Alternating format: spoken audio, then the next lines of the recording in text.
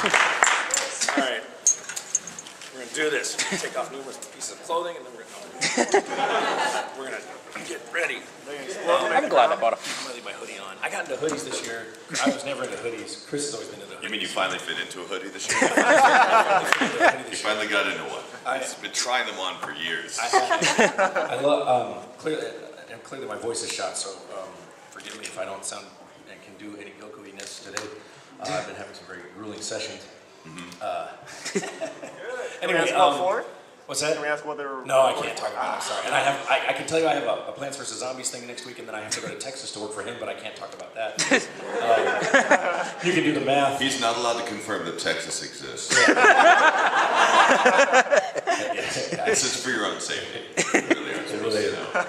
So I'm Schemmel, and I'm best known as the voice of Goku in King Khan Dragon Ball Z, and I do a bunch of other shit. And this is Chris. He's Vegeta and a bunch of other shit. And we're gonna You're gonna talk about some shit. Talk about some shit. And I don't believe in censorship. That's not obvious by now. I'm Christopher Sabat. I'm best known as the guy who sits next to Sean Schemmel at panels. That's true. Talks about shit. That's true. You're his understudy. Yes. And I want to give I know it's not the right thing to say, but David Bowie, everybody, come on. I know. And Lemmy too, man. I'm a huge fan, and I think one of the reasons I'm such a huge fan, I just wanted to put that out because I've been thinking about him a lot lately, and I've been listening to his last record, which is spectacular. And I think one of the reasons I love David Bowie is not just his music, but what he represents as an artist. And I'm an artist, Chris is an artist, and when you're an artist, there's an arc that there's an artist where you make stuff and you don't really realize you're an artist, and then there's an arc that you go on as an artist, and there's a body of work, and I think he just did it exactly right. I mean, I was telling Chris the other day, I love artists that like do an amazing body of work, release their last thing, and die. They just, I'm done. I can't hear it. Boom. I think Charles Schultz did it. Maybe Mr. Rogers did it. I think they did. I think they like retired and died, and that's the way I'm gonna roll. I mean, that's the way I want to roll. I want to release my best work when I'm old, and then 2 days later, boom, done. You know, that's how I want to do it. So Mr. Rogers probably is like, all right. Not that I died. And then of course there's Alan Rickman, and I'm a huge fan of Alan Rickman. Yeah. Fantastic, amazing actor. Lemmy Kilmister. What's that? Lemmy Kilmister from Motorhead.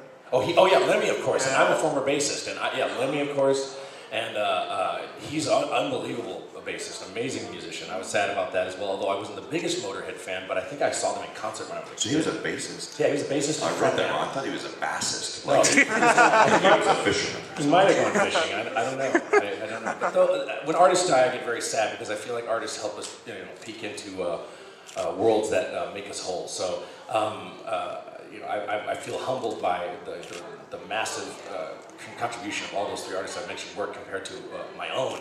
And so I'm like, wow, I'm nothing compared to these guys, and I'm doing my small part to bring my art, which is using my voice in the booth, and hopefully I can. I feel like art is to inspire and make people feel better. And also, mostly though, I feel like art and the kind of art that we do and the kind of art those guys do are designed to ease suffering. I remember a friend of mine I knew once said, if I could make, somebody's having a rough day and I'm playing a song on stage and their day is a lot easier because of that, then I've done my job. And that's how I feel about what I do and playing Goku and other things. So if you're, if you're having fun watching Goku, or if you're not crying because you're watching Dragon Ball or whatever, I'm doing my job, right? And that's how I feel about it. Anyway, that's the serious stuff. Now I'm to the fun. I just want to say that. Sorry about that. No, you don't have to apologize. I get too serious sometimes, and Chris is a more jocular person than I am. So, anyway, go ahead, Chris. It's okay. We're allowed to be serious every now and then. You just threw it out there, man. Yeah, I just did, because I told myself that I wanted to mention that at the beginning of the panel, and I thought I was having my own panel, and then I got distracted by the fact that we were doing a dual panel, and then I just... You guys are aware of that, right? That we have taken control over our own destiny Yes. today. And we walked in like, here's your schedule, and we said, all right, cool, thanks.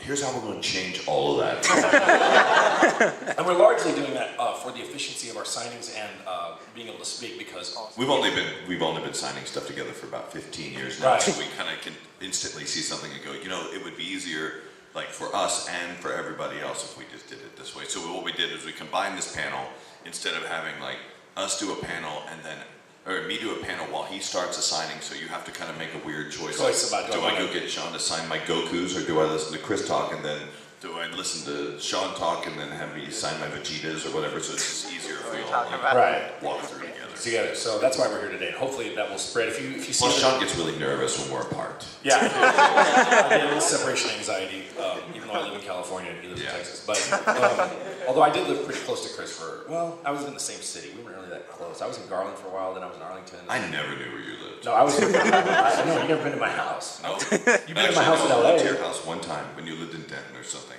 and you were showing me your Vitamix. Oh, I still have that Vitamix. Yep. I have one now too. They're Because great. when Sean likes something, he won't stop talking about it until you get one. For example, this morning I got my teeth fixed. I had a chipped tooth, and I'm not gonna get I that. had two veneers on my teeth, and they got this new material that's amazing. And all this morning I was like, "Look at my teeth; they're amazing. You should get some." He can bite through the space shuttle.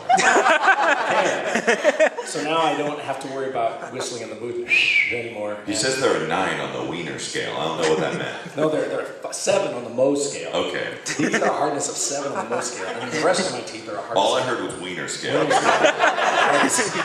They should have a wiener scale. Like how hard is your wiener? Sorry. Asphalt. They should have it, and it has to get tested by your doctor, and he sticks a needle in it. Oh, wait, this is turning into a Maplethorpe thing, isn't it? Oh, never mind. I'm going way artsy now. Okay. Your teeth can chip asphalt. All right, we should answer questions. Shouldn't we? Actually, when I get dental work done, I'm going to ask that they use a drill made out of your teeth. So, again, when I'm into a product, I try to sell it to everybody because I believe I know what the best products are. But although Chris has a similar affinity for products, and he's a very good shopper. And so I think I'm just relatively luckier than Sean when it comes to like going, I think that looks like a great product, and then it ends up being an okay product. With very little information, I can read a few things, see something, and go, I like the design of that. That looks like it's going to work for me. And you were one of the first guys to buy a hoverboard. And it has not caught on fire yet. A lot of people have been injured on it since, but Did you bring it? I do know that Sean. It's always painful when I go somewhere with Sean and Sean becomes interested in a product. Because I can go in and go, yeah, that product looks okay. I might get that product to see if I like it. Sean's gonna go, okay, so how much does it weigh, like underwater? Like, okay. What's it made of? Where's it manufactured? Yeah, exactly. And how does it work? Like I can tell you. How's it compared to for the example, strength of my like I can tell you. Sure, SM57s. I think they might be SM57s. No, these are just. This is a dynamic mic versus a large diaphragm condenser. Dynamic mics, and I'll explain. I just want to know how that shit works. This is a Shure mic. Is that a Shure? Is Yeah. that SM57? You should go on It that should one. be a You'll sound better on that one. 58. Is it No, 58? this is a P15D. Oh, fuck that. Physical education. So I'm interested. When I was a kid, I would take. My mic's called the Star Power. Yeah, they gave that one to me. Yeah, I don't have any star power. Yours is the KM1. KM1. Every single one of these is a different microphone. That's great. That's great. So I like to know how things work. And when I was a kid, I'd take everything apart and build something new out of it. Like I would take all my toys apart and build shit. Yeah.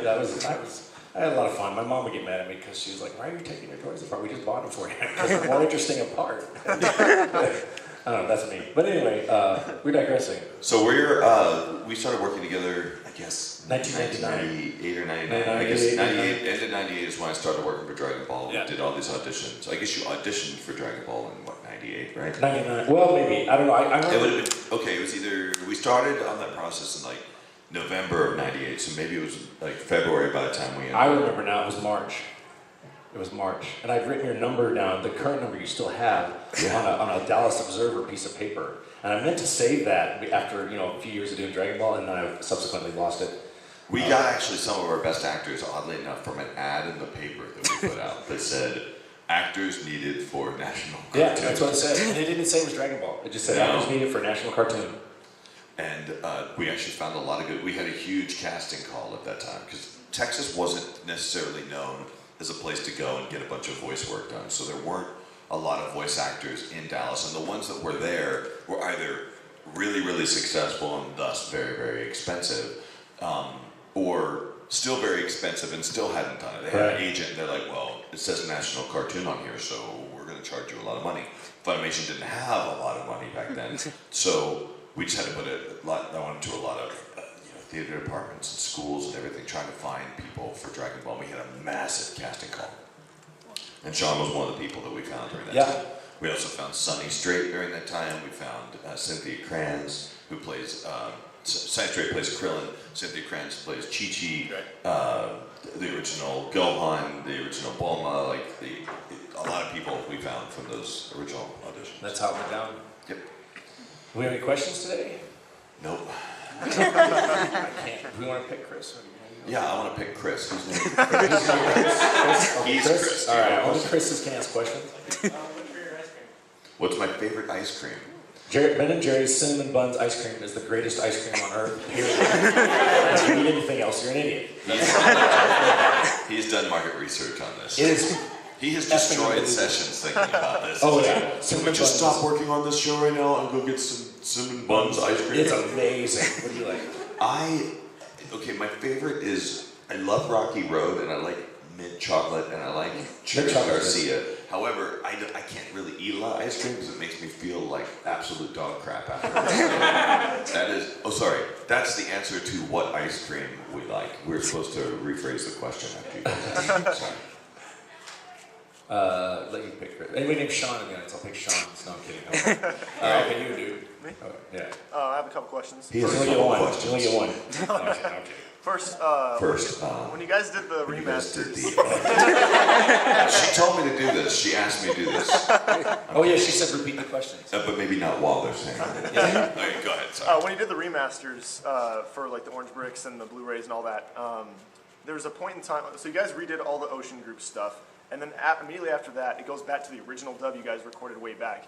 Why didn't you re-record all those lines? Because like Goku sounds like, you know, very experienced and great at the beginning, and then like while he's fighting the Ginyus, all of a sudden jumps back to the lines you were originally recorded, and it sounds really jarring and kind of awkward. Wait a second. That doesn't make any sense because what happened? No, honestly, it doesn't. I'll tell you exactly how the timeline went down.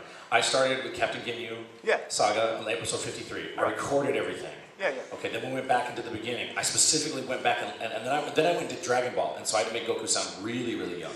Sure. Then I took over him when he was like 16. Then we did a few movies or something like not the big ones, but the DVD ones. And then we started recording the beginning of it again. And when we went to do the beginning of it again, I'd come off Dragon Ball, and then I went and listened to my performance before so that it would dovetail. And I was one of the few actors who wanted to do that. I was actually really worried and upset about the rest of the cast. I'm like, this person doesn't sound like this, and we need to make sure that we listen. And the production schedule was too. And I'm not a director. I was overstepping my bounds. I think what he's saying though, like. What are you saying? Are you talking about between Ocean Dub and us? No. I know exactly what he's trying to ask. What he's saying is like, it was jarring to kind of like do the whole series, and then you come back 10 years more experience for the most part to come back and do episodes 1 through 68. So even though you were trying to kind of match the voice, I mean, it's just hard to say. It'd be like if they went back and decided to record some sort of preamble to The Simpsons now. Like those first Simpsons episodes are really, really if you listen to awkward. Yeah, and it's the same cast. And so even though we tried to, like a lot of people did, I mean, Sean was very careful about it, but a lot of people at least trying to kind of remember, all right, I'm getting back to where we started, so my voice needs to get back to here. But our performances were just really weird. I mean, so for a lot of it was the first time we'd ever worked on anime. Right. We didn't have really good materials back then. We were recording on really crummy kind of equipment back then. Well, what I'm asking is like, you know, for example, Krillin recorded, as far as I'm aware, re-recorded all of his lines for the remasters. No, we didn't. No? No, we didn't re-record. We didn't re-record any of Z for any remastering. No, I think we did. We didn't re-record. I never re-recorded Z. I've only recorded Z as a pass once. I'm talking about Z only. Yeah. I never re-recorded Z. They did a lot of pickups on stuff. Oh, there's pickups, maybe, but we didn't re-record whole episodes. Entire episodes, but they did go through and like pick up stuff that was inconsistent. Yeah, there was a couple things we did, but I don't. As far as that, the only time I've ever re-recorded anything would be Kai. You know, versus Z, Kai, I'm re-recording everything. But for and every time they do a Blu-ray or a box set or an orange box, I don't go in and re-record. They're repurposing it. Yeah. My mistake. So the other question I had was, you guys, or in Battle of Gods, there was a mention of Vegeta's younger brother Tarble. Why have you guys have never done an English dub of that special that he's in? Right. And now that it's canonical, it should be dubbed. So do you guys plan to do that? Do you have $100,000? Actually, I think it would take more than that. I was just saying. I think what happened. I don't know what happened with the negotiations on that movie. I don't know why it ended up where it ended up. I don't know if you're aware. He's talking about Tarble Vegeta's brother. I'm sure you maybe were able to hear him, but I'm just reiterating for people that are listening to this later. There is a movie that involves him, and for whatever reason we didn't dub it, and it ended up as a special feature on one of the video games. Like I think you told me at the time it was a budget thing in Japan.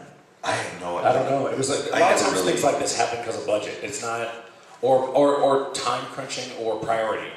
Like maybe they wanted to, but then this other thing. You know what I mean? There's all kinds or of they things. made promises with other people. I have no idea why it ended up like this, but I begged them, even when they were going to put it on the DVD, I'm like, hey, it's all going to be English voices on the DVD, and then you're just going to slap a Japanese a movie at the end of a video game. I'm like, come on, like let's go ahead and dub it. And they just didn't have the time, and I know that they didn't have the budget, or especially the time, to dub the whole movie, and they weren't able to get me the video file and the translation in time, and so we just. I remember that. We ended up not being able to do it. I wish we could. There's no plans to do it. Not currently.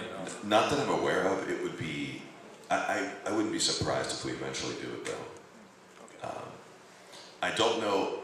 I'm not 100% sure I'll keep Tarble consistent to where what we used at the time, because we had to have Tarble's voice for the video game. I don't know if you guys remember that. Like, Yep. There was one video game where you used Tarble's voice, and I used Todd Haberkorn for that.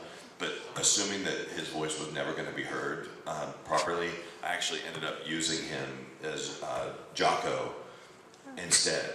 And I think his voice sounds amazing on that. So and I hadn't even been able to see the movie or hear any samples of what Vegeta's brother sounds like, so I thought it would be better if we I'm going to wait, see what the movie sounds like. If Todd sounds appropriate on it still, I'll still use him, but I'm not sure I necessarily want to double cast him, especially if the two are going to meet one another at one point, so. Yeah. I love the thing about you not being into censorship, because I remember 4 or 5 years ago back, you were actually here in Arizona for another convention. Oh God, I don't remember. I'm sorry. There was someone wanted you to record a message for someone or something to that effect, and because they were at something else, and you told what ended up being a 6 or a 7-year-old to get their ass up here to the table. You were telling a 6 or a 7-year-old to get their ass up to the table. That'll stick in my head parents forever. did not censor themselves in front of me, and I don't feel like I turned into a murdering criminal, so I don't think it really has any negative effect on the human brain, unless you're using abusive language. Like I love this effing sandwich, and I'm only censoring myself now for comedy's sake, but is different than F you, mother effer. You know what I mean? I love this fucking bottle of water. What's wrong with that? So yeah. But do you have a question? People apologize when they swear in front of my child. She's like 4, and I always remind people, I'm like, I don't care if people swear in front of her. In fact, I want her to learn how to swear well. Like In French. Yes, exactly. No, I grew up. My parents, like, we had dumb words for things. Like, really, my parents chose to use, like, we weren't allowed to say the word fart. We had to say the word, like, bumper or something like that. Like, really dumb words. So I'm making sure that Hiro doesn't necessarily say them all the time, but I want her to at least know what all the words are, so when she is allowed to swear, she will be able to do it very well. Did you have a question though? I guess to that end, has there ever been any time where you've really gotten into a recording and you wanted to swear sometimes, and you tried to reason with the director or something, but they just wouldn't let you do it? Like you wanted to, or you think it might have sounded better? Say that again. I'm sorry. The rest of it. I'm sorry. Has there been any time like you've wanted to add swearing or anything, you've really gotten into it, but they wouldn't let you? When I was an ADR director in New York, I wanted to keep certain things in. Actually, I can tell you a story. I was directing Nana 7 of 7.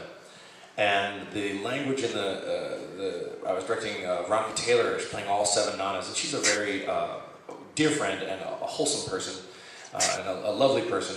And there was some, you know how in Japanese anime there can be a kind of inappropriate undertones for little girls and sexuality in certain anime. No, I'm not talking about hentai or anything hardcore. I'm talking about like what we think is appropriate for a certain age of a girl. They think a much younger age is appropriate. So there was a scene where that was, this young girl's growing up, and I think puberty or something was happening, and there was something that was kind of sexual about it that was in the Japanese script, and she didn't want to do it. And she made me call the producer to try to change it, and I was kind of pissed off because I'm a purist, and I'm like, no, keep it in. And she was trying to control the character, which isn't really an actor's place to do, and I'm guilty of it too, because when you're an actor, you kind of get married to the characters and you want to control them. And I had to call the producer and ask them. She made me call him, and I don't normally let actors make me call producers, but I just did it because I respect her. And did make me change it. He said, "No, we'll keep it." Now, as far as I'm concerned, I curse all the time in the booth. I remember when we were doing Dragon Ball Z, we were not allowed to do any cursing, but when I read the Dragon Ball Z manga, Goku curses all the time. And so when we got to do Kai, and we were trying to do Kai uncensored, anytime Goku could curse, they would ask me, "Well, do you want to curse?" I'm like, yes, Goku finally gets to curse. He's just cursing. And so I was very happy about Goku being able to curse. We do record a Y7 one for BSP for television, which we always get annoyed with, but... it's so annoying to have to do that one. And sometimes we throw our B game on that. Like, I will do, let's just record it, and I'll go, blah, blah, blah. I won't even try it. If you're going to make me censor myself, I'm going to act less good. Yeah, I can't say I have not said before in the booth, if you're watching this censored, you don't deserve a good line. Because things start to lose. It's thought control as far as I'm concerned, some shit. I don't understand it. They made us change a line of Bulma's where she says, "I've got to get off this stupid planet," right? To most people, that wouldn't be a problem, but you can't call it, according to the triumvirate, or the oracle of practices, right? The oracle that includes a non. It does. They send it out to different people to check. They say the most hardcore people, the most easily offended people, and sit them in a room and go, "Would this offend you?" And so we weren't allowed to. You aren't allowed to use the word "stupid" because that implies someone has less intelligence. But she's talking about the Earth. She's talking about an inanimate object. I think you're allowed to say "stupid" when it comes to that, but whatever. Can't say "idiot." There's all kinds of stuff you can't say. So you can't say "scumbag." Did you know that? Can't say that because apparently, I don't know if this is going to be the learning for you guys, but apparently, "scumbag" refers to a condom. I was going to say, can we say teabag? Say teabag in a certain context. I did think it was kind of weirdly creepy and inappropriate when we were doing Z and Kai, where Goku is bartering to show nude, perverted photographs with the Grand Kai. I'll show you some action of Bulma or something. What was he talking about? I remember reading those lines and going, "Oh my god!" Really? I couldn't believe it. I think he was bartering kissing, kissing her or seeing naked photos of Bulma. Kissing Bulma. For exchange for the Supreme Kai's help. Yeah. That was shocking. That was creepy. What was shocking for me is Goku, because I feel like Goku's one of those guys that's either he's a total idiot or he's so brilliant he's keeping a whole bunch of stuff to his chest, and then he's like, "Yeah, I got a whole bunch of dirty pictures of Bulma. I mean, I grew up when I was short, I was shooting like this. I mean, it's when he was a little kid, so I'm wondering, for Goku to bust out, 'Hey, I'll give you some porn for that,' was shocking to me. Well, not that he made the offer. There was exchange going. I expect that in anime, but that Goku was like, 'I'll get you some naughty pictures.' I'm like, really? You think maybe some other character would do that? I feel for Goku that was sort of a learned behavior. Oh yeah. He got in his brain he likes that kind of thing. So that makes more sense. I didn't even think about the consequences of it, but I don't know. Well, he grabbed Bulma's crotch when he met her to check if she was a boy or a girl. He didn't know. In Dragon Ball, he's like, I thought it was pretty funny. I think it's designed to express Goku's total naivete and innocence. I think that's what it's designed. I assume Akira Toriyama meant it that way. I don't know. He's an interesting guy. Sean and I have been really lucky. We've been working on the show so much that it's one of those things that we've learned so much about the characters that we play throughout the years, and just recording Kai alone has really helped me better understand what Goku's character is. It helped me understand why the show's so popular. Yeah. Goku, the first time around, we didn't have a lot of great materials. We didn't have a lot of the great translations we have now. There were no fan subs. There was no internet really to kind of go to for analysis, but I really didn't understand. We were just sort of, in a very ethnocentric sort of way, we saw Goku as the main character, and I'm not saying Sean did this. I think you might have been guilty just by accident or just by nature of just assuming that, Goku's the hero. He's the hero of the story. He does heroic things because heroes always do these things. He's an altruistic hero that does things and he wants everyone to be safe, and he does everything to protect everybody. But as we've learned working on this show for so many years, Goku's just kind of selfish. Yeah, he's not necessarily fighting these people because he wants to protect the Earth. He's fighting them. Well, he's gonna protect the Earth because that's where he lives. But ultimately, it's just because he wants to fight someone really He strong. wants to fight the strongest. And Akira Toriyama's been going on record and said as much. And he said he thought that would be an interesting hero, that he doesn't understand. And I've talked to Masuko Nozawa, and I've been with her in panels, and we both have played her as him as the hero. Obviously, she's a woman. And, you know, she always is quoted as saying, Goku's everybody's friend. And I'm thinking, no, he's not. He killed those guys. Those aren't friends. You know? I was having a conversation with the guy who drove me to breakfast this morning. He works for the hotel, and he didn't know I was Vegeta. And he was talking about how much he loved Dragon Ball. We were talking about all the way there, and he was asking me about, you know, I asked him who he liked more, Vegeta or Goku, and luckily he said Vegeta. And I really do feel, I hate to simplify it like this, but sometimes I just feel like Goku is just a dude with a head injury. Like he's just. That's how I feel. He's about just, life. He is. I mean, about myself. He's just a handicapped alien who can't reach his full potential. I don't know. Sorry. He feels an itch because technically he was supposed to destroy everybody. What are you thinking? What are you doing with your hands? You went, why do you did something. You said that, shoot, I can't remember my train of thought. He was, I don't know, handicapped and that he can't reach his full potential, but I think that handicap might have unleashed his full potential or something. Well, you know, he was evil and came with the tail and got bonked on the head. And I wonder, when he got bonked on the head, all the, you know, got channeled into this, like there's a hijacking of his brain in some way. Yeah. You know? Or a diversion of that same force into this, I'm going to help people. I can't do a Goku. Sean one time told me his perfect story, and I totally agree with him, would be if somehow Goku got hit on the head again and became like the evil person he was supposed to become, and then it was up to Vegeta to somehow be nicer. Because Vegeta's slowly becoming nicer. That's an interesting story. I love that. I really wish they'd do that. Keep throwing rocks at him. Toggle it on and off. Keep throwing rocks at his head. Yeah. Oh, it's awful. Just throw rocks at his head. You guys are talking about changing lines in the anime and stuff. Can you explain Cat Loves Food? I can explain cat loves food. Cats love food. Yeah. Well, like, That was actually a move. There were a lot of lines that happened because, you know, some of the scripts for the original Dragon Ball just really weren't, you know, they really weren't based on the real translations anyway. A lot of it was just the writers making up stuff. Because those of you who watched the original Japanese and then have watched, or whatever order you watch them in, and watched the English and then watched the Japanese, you know that for whatever reason, the producers at Funimation really wanted Dragon Ball to be full of dialogue rather than allowing things to kind of breathe. And like they didn't just stop when the Japanese character stopped. If the back turned, they would let the character just keep talking. So there's a lot of stuff that was added to the script. And that was just, I was having a weird day and I thought it'd be really funny. And it was almost an outtake I was that I watching did it for with- fun, and we just left it in there. I was watching it with the Japanese subtitles on, and they're talking about how Vegeta's out in space, and they're speculating on how long he's going to be gone or if he's ever going to come back. And instead, in English, they're like, "Cat loves food, yeah." And I'm like, "Where's this coming from?" Yeah. That's funny. I think, see, I'm sure when everyone heard me sing, "Cats love food, yeah." I think in their minds they were thinking what he was really trying to say was, "Wow, Vegeta's been in space for a really long time. When's it going to come back?" I think it was implied. Okay, who's asking? Raising hands this time. Good. Vegeta. That's you with the muscles.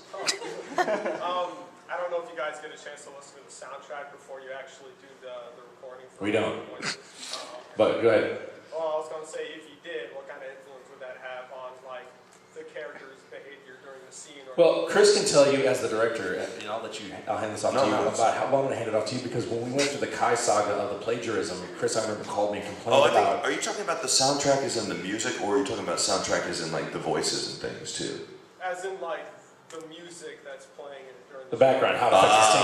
yeah. And Chris went through this problem as a director where we were doing Kai and the music was really good, and I remember being in a session going, why does it sound like bolero? Because I'm a former classical musician and I played a lot of that stuff.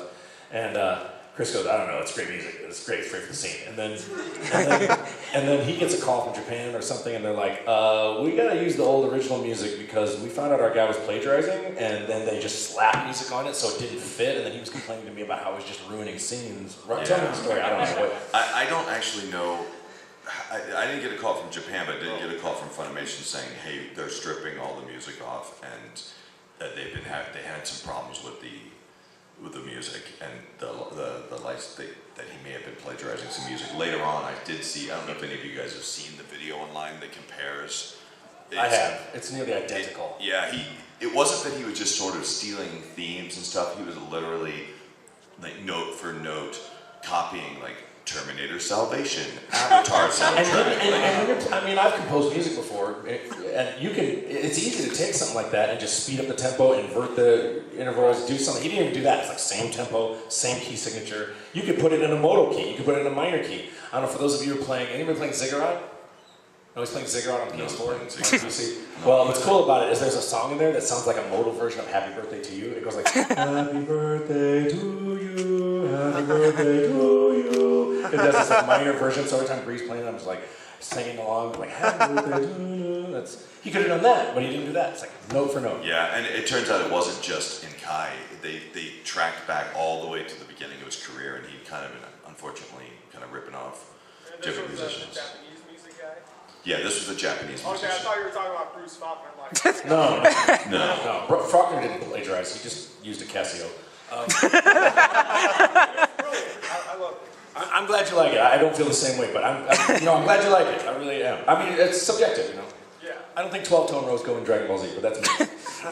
I will say I hate like comparing these two things, but I will say I like his music more than the current, like what the Kai music became. Like I noticed that it started off with this amazing soundtrack, then they had to take that off of it in a rush, that replace it with the original Dragon Ball Z music, and then they got a composer in to compose the rest of the first part of Kai, and you could almost sense that it's like somebody sitting behind a keyboard, and everyone at Toei kind of sitting in the room with them going, "Is that original? Is that no? Hey, it's real. I promise. Is it original? Is it played again?" And like you can almost tell he's nervous as he's playing, and ding, ding, ding, and so it just didn't. Yeah, it just didn't have the same impact. It was a real shame though, because boy, the soundtrack for Terminator Salvation sounds amazing. Yes. Goku. Goku. Have you guys ever pranked or goofed on each other on or off the set? Chris is a notorious prankster. I would call him maybe a master prankster. I am not a prankster. I'm kind of as thick as Goku is. Like, I'm like, what? What's going on? I mean, I'm pretty clueless, you know. And there's a very lengthy story that I'm going to let Chris tell only because my voice is starting to hurt. I'm trying to talk less about a kazoo. Oh, I will do that. Sorry, I was taking a picture over there because it looks like Ian Sinclair is here. I know, it does. The guy in the ass hat or whatever it's called, the A. What is it? The guy in front of Goku. ASU. ASU, okay. Now, do people who don't like ASU call you ass hats? All I saw was I couldn't think. I was trying to figure out what it was really quickly, and it just says AS. From here, you look like Ian Sinclair. We can't see you very well. Do you guys know Ian Sinclair? He's Brooke and he's One Whis. Piece. Whis. Dragon Ball. He does a billion things. Space Dandy. Anyway, look him up. You look like him, actually, from at least with a shadow over your face. Yeah. But Chris is gonna tell. Chris likes to prank people. Well, I can tell you one prank he did, not to me. There's an actress named Virginia Hay from Farscape, and she was at a convention with us, and we were all out real late. She'd already gone to bed, and we were walking down the hall, and we knew what room number hers was, and so Chris decided to take the thing that's hanging on your door that lets you order shit for the next day, but he like loaded it up with like 10 like pancakes and bacon, just like 11. She had hung it on the door that she had ordered breakfast, but then I switched it to like 11 orders of bacon. Yeah, it was just like a ton of shit. So that's one prank. She retaliated though by sending a stripper to my room. She did. I sent nasty bacon to her room, and she sent nasty bacon. I remember that. I was shooting, but I could barely watch. I had to look away. I think I was shooting it, or someone was shooting it. Someone should have shot me. Because we didn't have video cameras on our phones at the time. That was a long time ago. There was an actual handheld camera there. Yeah, it's the size of a brick. Yeah. And he put a kazoo in my room. I'll tell that story. Okay, I'm going to try and tell a shorter version because it takes a long time. It's a long story, and it went on for a long time. It did go on for a long time, but Sean's very particular about the way likes things to happen in a lot of ways. The way he orders food, the way he buys products, and he also has this like weird like kind of hatred for hotels. And because I think he's been burned a few times. I have. I got burned by a few hotels, and I'm mad at them. Yeah, and so he refuses. Like when they go, hey, we just need a credit card for incidentals. I think that you've slacked up some since then. But there was a time where he's like, no, I'm not going to do that. I'm not going. You're just going to have to trust that I'm not going to buy a bunch of stuff. Right. So that Sean didn't have to make that argument. Sometimes when he would come down to record Kai with us, I would just save him the trouble, and I'd go check him in. I'd get it. I'd book the room. Then I'd go to the hotel on the day he was going to show up. I'd check in with my credit card and then leave a key for him and say he's like a guest of the room or whatever. One time I got the idea. I was like, you know what? I'm the one who owns this room, and Sean's just the guest. So I guess I get a key too. So I took it. I took a key. She goes, how many keys do you need? I'm like, 2, please. Leave 1 for Sean Schemmel, and I'll keep 1 for myself. And so the next day, that night, I was like, this is going to be amazing. Sean was coming in to record. And so I talked to my friend Brina Palencia and her husband Paul Wingo, who were both insane. And we came up with this plan. I was really determined that, I really was very insistent that I wanted to do something, to sneak into Sean's room during our recording session and do stuff to him, do anything they wanted, but it had to be kind of just subtle enough so it wouldn't be super obvious, all of his stuff is missing, or there's the word, dork written on the wall like poop or something. Had to be really subtle stuff. So what they ended up doing is they went in and they just so much stuff. They replaced his toothbrush with a different toothbrush. A new one, but still a different one. They wrapped, he had this stack of DVDs on the counter, and they wrapped one of them in saran wrap or something like that. They put some Swedenlow in a little powder or something on his night table stand, and then he had written Brian on a notepad, and she had actually drawn a little arrow from the I and the A and the N, because Brian becomes like Brina when you switch. Oh, that's around. funny. Anyway, and then they did a bunch of different stuff. They put some condoms in his bag. They're like funky time condoms. Yeah. They lined the inside of his suitcase with aluminum foil. They took one of his socks and they wrapped it in aluminum foil, which incidentally came back to kind of burn me and some of my employees, because Sean was like, hey, I'm out of socks. I need one of your guys, your engineers, to drive me to the store to buy socks. But the weirdest thing they did was they left a kazoo in Sean's pants. Yeah. In a pair of pants that was just laying on the floor. Oh, they also took his karate gi and they folded it perfectly and then wrapped it in a rubber band and placed it back down and stuff. And they left some hand sanitizer on his dirty underwear pile.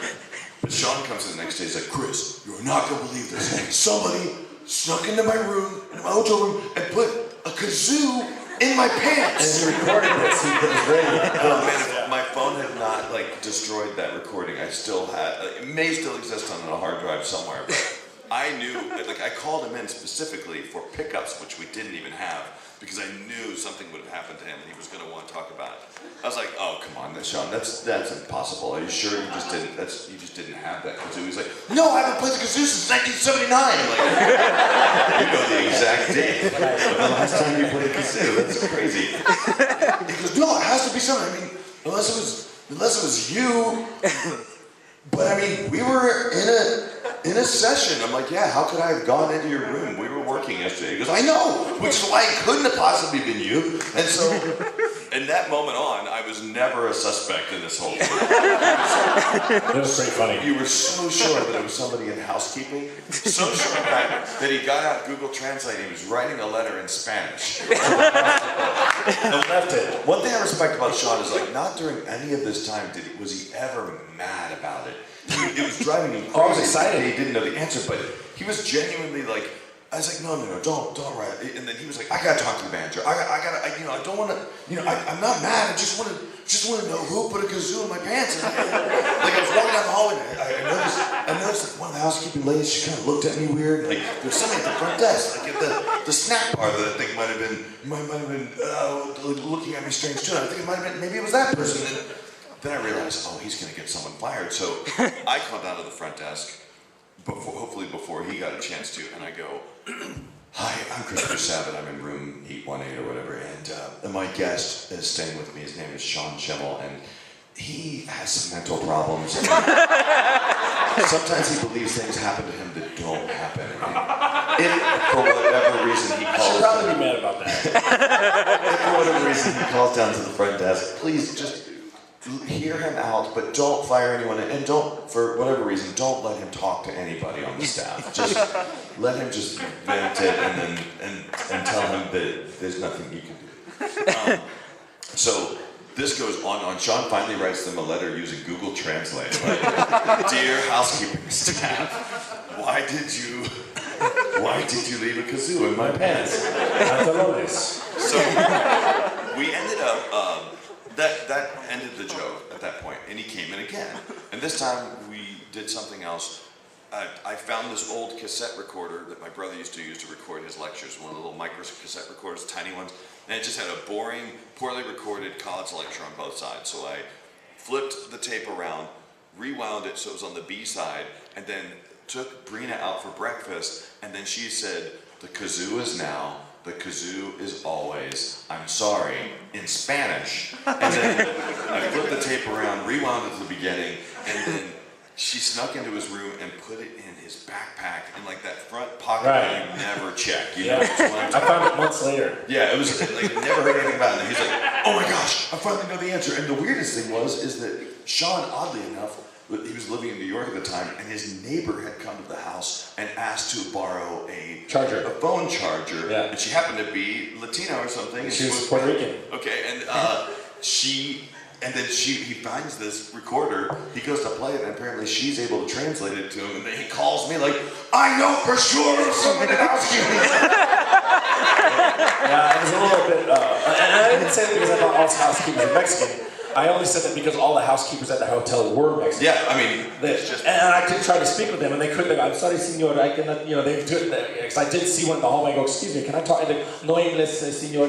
But she had this kind of smile on her face, and I read into the smile, like, no. I remember thinking that. It was like a Seinfeld episode. It was amazing, and we had planned one more. We planned one more prank, and it was going to be the most epic of pranks. Actually, it was going to be the one we were going to film and everything, because we'd taken somewhere. I've got these photographs, but they'd taken photographs of all the things they did, like on I asked them to use a disposable camera, so they all turned out crappy, and you could take them to Walmart or whatever and get them printed out. So somewhere there's a stack of all these pictures of all the things we did to his room, and I was going to go in and use, I told them that we were going to go in and mount them on the wall. You know, like when a detective is trying to figure out the cases, they use this tape to stick everything up to a wall, and then he puts yarn in between them to say these are the connections between these two things. I would have. We were going to create this elaborate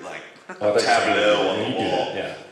And then my hope was to try and sneak a camera into your room to kind of record your reaction. Oh, wow. Be in the room for that. You've seen a lot of masturbation. Yeah. Terrible. Yeah. I was single at the time. That's what I was worried about. I didn't want you to destroy my small camera that I had. Anyway. Oh yeah, there's a censorship thing. But I guess before that happened, somebody had told Sean, someone on Twitter or something, I had been telling the story, and I guess they accidentally told Sean or something like that. It was dumb. But yeah, what happened was you got distracted on a panel. You were telling the story. You're about to say, make sure you don't tell Sean this, and something happened. And Carrie Savage walked in and distracted you, and then either you didn't get to tell him not to say anything, and then some fan thought he was doing me a favor by posting it on my Twitter. And whoever that fan is, whoever's watching this, actually you ruined a really good joke, and you weren't doing it. That joke could have still been going on to this day. You ruined it by putting it on my Twitter. I was even thinking of ways to start sending you messages from pictures of kazoos from different sending postcards with certain actors to put them in a post box in a different state or something like that. My dentist is calling you. Yeah. I want you to put these teeth in. My dentist did just call me. It's his dentist, not mine. But I saw it before and I go, I heard your teeth were soft. That's the kazoo story. Yeah. So, and that's pretty much the whole story. And I'm going to tell a very, very, very, very, very, very quick story about a time I pranked Ian Sinclair. We were at a convention, and for whatever reason, the people who ran the con got me a copy of his hotel room key. I have no idea how or why they felt like they could do that to him. But the con staff got me a copy of his key. And Brianna and I skipped this panel, and we went to Target and bought all these women's clothes and all these women's products. And we went into his room, took all of his stuff, packed it into a suitcase, hid it behind I don't know, the blinds, or actually the curtains in a place where he would never see it. And then we dressed his room to look as if like a woman had been staying there instead. We like moved the TV a little bit and put it on like Lifetime Channel and a Woman's Day magazine, like very it's kind of sexist now I think about it, but like we wrote like Brandy on the notepad and like put a number on it because I have a friend named Brandy and I could just, if he decided to call it, and we changed up all of his toiletries and we got like we left all sorts of stuff. We left tampons in the room and like women. We went all out and decorated the whole room, knowing that Ian would be pretty drunk and then come back to his room and wonder what had happened to his life. But the thing is, Ian instantly knew. Like he walked into the room. He said he stood there for about 5 minutes, looking around, going, like, "I know I'm in the right room. I know I'm in the right room." Chris is at this convention. So there you go. Any other questions? You got back there. Me? Yes. How many times have you heard the memes? Well, since then memes, all the time. And am I sick of them? Yes. I can imagine so. Yeah. But is there any particular question? You just want to know how many times I've heard them? I'm just wondering. Oh, it's weird. Just to take it out of context. Imagine if like one day you said to your mom like, "I'm gonna put the orange juice in the refrigerator," and then for years people would come up to you and say, "Hey, do this. Say I'm gonna put the orange juice in the refrigerator. Just say it. Just say it. It doesn't matter. Just say it." Remember when you say that? Oh my God, that was so funny. Please say it. Say it again. It's just. And at first you're like, "What are you even talking about?" I don't even remember saying the orange in the refrigerator. Like I don't even remember I have no idea why this is funny. I just said put the orange juice in the refrigerator, and then they just ask you over and over again. And people make videos about it. And every single person who meets you go, "Hey, it's nice to meet you, but can you say put the orange juice in the refrigerator?" I mean, it's just so weird to have people ask you that question a lot. But I've learned over time that you can either argue with people and say, "I don't know if I really want to say that," or you do it anyway because they're not going to take no for an answer. Right. All right, what are we doing? Ian Sinclair, you had a question? Yes, Ian Sinclair's question. Ask Hat, sorry. So, Chris, especially you have voiced a lot of characters in Dragon Ball Z, and a lot of those characters interact with each other. When you record those, are they recorded as conversations with yourself, or do you record a character at a time and it gets pieced together, and what's that like? Because of the timing, and the timing is so critical, and the attempt to kind of stay in voice, and because different characters do different levels of damage to my voice, like it's better for me to do Vegeta before I do Piccolo, because my Vegeta voice, if I'm screaming, will mess up my Piccolo voice, and my Piccolo voice doesn't mess up my Vegeta voice as much. Yamcha's voice and Kami were just running around together, and there were so many lines that were just those two talking together, and since I played those two guys, it was just easy. Sometimes I thought it was fun to just see if I could just jump back and forth between the voices, and it was like, that's the only time I did that. Yush? Out of all the moments of recording all of Dragon Ball Z, what would you say were some of the most weirdest scenes to record, just out of context? So it was just out of context, what do you mean? Out of context of the show? No, just when you're recording the show and all you have is just the Japanese voiceovers to go off of. Well, we don't, though. We never record that way. Whenever, Well, I think I could rephrase your question in a way that would kind of make sense too. Like, were there moments when we were recording that just seemed super weird? Oh, yeah. Yeah. I remember the first time we were watching the scene where Goku smacks Chi-Chi and she flies across the yard. Both of us were like, "Oh my God. If we voice on that, does this make us an accessory?" Yeah. Stuff like that, yeah. Clear through a tree. It took a long time to kind of figure out. I'm sure everyone who gets into anime goes through that learning process too, of understanding what all of the different like Master Roshi's nosebleed means. What does that even mean? Why did Yamcha sneeze during that one scene? And like over time, you start to learn there's different superstitions and things like that they believe in. That like if you sneeze, it means somebody's talking about you or someone's thinking about you. If blood comes out of your nose is some sort of like synonym for you're being sexually attracted to someone or like you're being. I have no idea. So. Yeah. There's a lot of weird stuff. I mean, when you first get involved in anime, it all seems kind of strange and weird, and then you start to get it, and it becomes a genre in your head, and it's just like watching French films or something. I don't know. When we were, I remember Sean and I had a moment when we were both having, when Vegeta had his line about going out of Majin Buu's poop chute. We were both like, we are fighting in Majin Buu's butt right now. It's crazy. Yeah, especially when we said, I think one of the lines the only way to get out was out the Pookie chute. I don't know, it's really, there's just some bizarre things that and then I've been to Japan and you go, oh yeah, of course, you understand that culture. Sean finally got to go to Japan for the first time last year. Yeah, I went with Chris. It was amazing. Yeah. It's amazing. Amazing trip. It was How many of great. you guys have been to Japan? I wish. That guy over there has. That guy. It's awesome, especially if you like anime. It's like everything you've liked, everything you've loved for so many years is just a reality there. Okay, maybe not the superpowers and the weirdness, but actually the weirdness is there. Like so many things that you recognize from anime just exist in real life there. It's crazy. Yeah, it's crazy. Yes, guy with the hat. How did it work for you guys on scenes where you were fused together?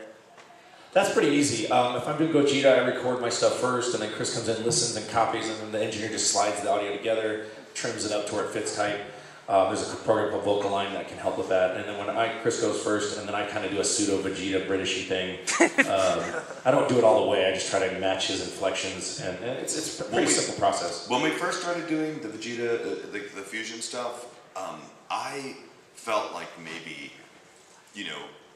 it was my ideas or my thought as a director. Like I'm just gonna let them do what their inflections would be. But I found that it just didn't sound very good in a mix because if Vegeta's angry about something and Goku's happy about something, they're saying something at the same time, it just sounds really copy Sean Schemmel's Goku at all. Like it's just impossible for me. And he's it's way easier for him to copy my Vegeta, I think. So. Because I just can't play characters that are that happy. What is this panel wrap? Are we good? We got a few more. What are we doing?